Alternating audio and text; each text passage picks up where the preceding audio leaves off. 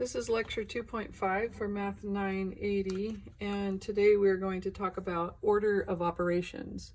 So an operation is, in math, it's doing something like adding, subtracting, multiplying, dividing.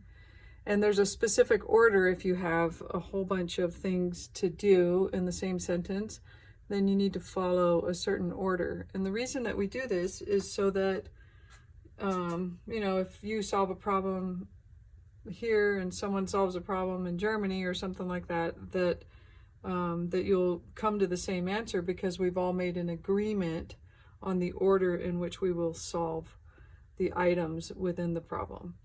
So the order of operations you've probably heard of before, and it is PEMDAS, P-E-M-D-A-S, which some people think of it as please excuse my dear Aunt Sally. Maybe you've heard of that. But the way it goes is this. The P stands for parentheses. So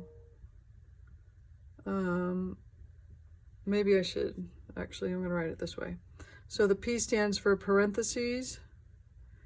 So that would be the first thing you would do. If you have a set of parentheses, you would do what's inside of it, okay? And then the second thing you would do is E, which stands for exponents. And then the third thing, this is a little confusing. This stands for multiplication and division. And it doesn't mean that you do all multiplication first and then division. It means you do the pair of them at the same time, moving across your sentence from left to right. So if I come up with a multiplication first, I would do it first. If I come up with a division, then I do the division. So it's just in order from left to right. All right, and then the last two are similar. It's addition, subtraction, and you do that in order from left to right as well. So left to right, left to right. Okay, let's look at question number 1. So mine says 3 times 2 squared minus 12 over 3. So I don't have any parentheses. The next thing I'm going to look for would be the exponent. So I do have an exponent here, 2 squared. So I'm going to go ahead and deal with that. 2 squared is 4, and then minus 12 over 3. So now I don't have any exponents left, so I'm going to do all multiplication division starting from left to right. So I'm moving left to right, boom, I hit a multiplication, so I get 12 minus 12 over 3. Then I keep going. Here I hit a division. 12 divided by 3 is 4. So I get 12 minus 4. This piece became 4. And then finally I do my subtraction and I get 8 as my final answer. So you can imagine if you had chosen to do something different, like a different order, then you would possibly have come up with a different answer. And the whole idea is for us to agree on answers so that, if we're trying to like shoot someone from the moon and intercept them with a spaceship or something, that we're all doing equations the same way or solving problems the same way.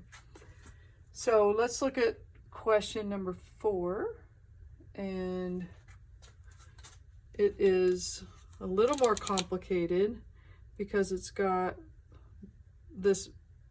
all this work to do in the numerator of the fraction and all this work to do in the denominator. So a really good way of doing this is to treat them as 2 separate problems at first.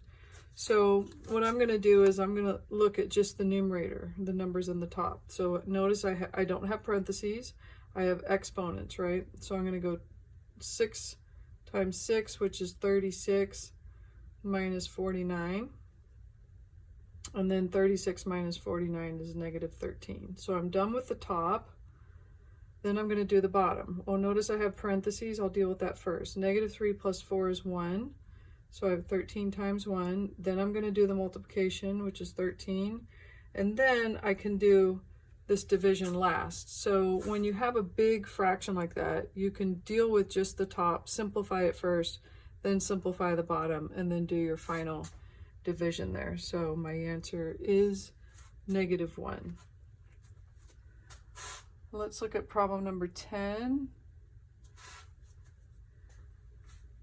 Let me back up. So the reason that we can do them separately is because whenever we have fractions like that, you can treat the numerator as though it's in its own set of parentheses. So you can do inside this parenthesis and then inside this parenthesis and then work your way down to your final answer. All right, problem number 10, they tell me that x is 2, so I'm going to replace my x with a 2, and my y is 1, so I'm going to replace my y with a 1. Now, I like to be in the habit of rewriting my problem with an empty parenthesis wherever I'm replacing that letter. So I had 3x plus y squared over 4x plus 2y. And this keeps everything exactly the way it's supposed to. So then I can fill in my x's were 2's, so these are 2's, my y's were 1. And remember I said if you have a big complicated fraction like that, you can treat the top as its own set of parentheses and then the bottom. So I'm going to deal with just the numerator first. And inside this parenthesis, there's nothing to do because there's just one number. Same with this, but I can go ahead and square that. So I'm going to get 3 times 2 plus 1. And then I'm going to do my multiplication. 3 times 2 is 6 plus 1. And then I'm going to do 6 plus 1 is 7. So here I'm going to go 4 times 2 is 8. 2 times 1 is 2. So I did the multiplication from left to right. This multiplication was first, and then this one is second. 8 plus 2 is 10. So I get 7/10, which is not reducible. And if you weren't sure, you could type it in your calculator as 7 fraction 10. And it will give you back 7 fraction 10 because it is already simplified.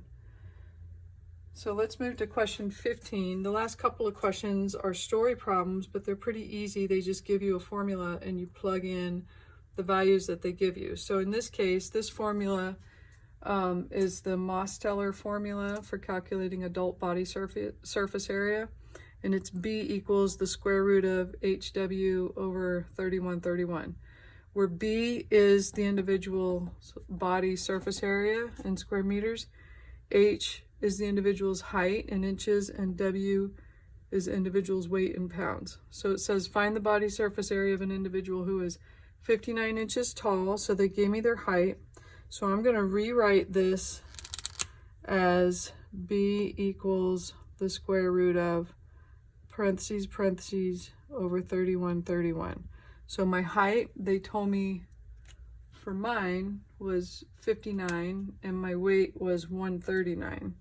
So I'm going to put 59 in here and 139 there.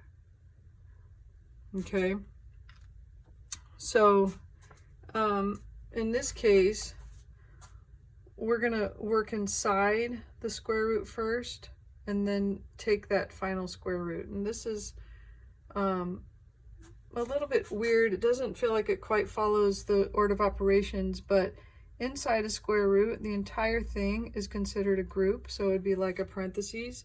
So you do that inside first. So if I multiply 59 times 139 and then divide that by 3131, I get somewhere around 2.62. That is still under the square root, so when I take the square root, I end up with about 1.62. which happens to have been the answer to that question. So, you know, the calculator part isn't too bad. What I was trying to point out was that these story problems are nothing more than replacing the individual variables with the values that they give you in the story. And that's it for this section.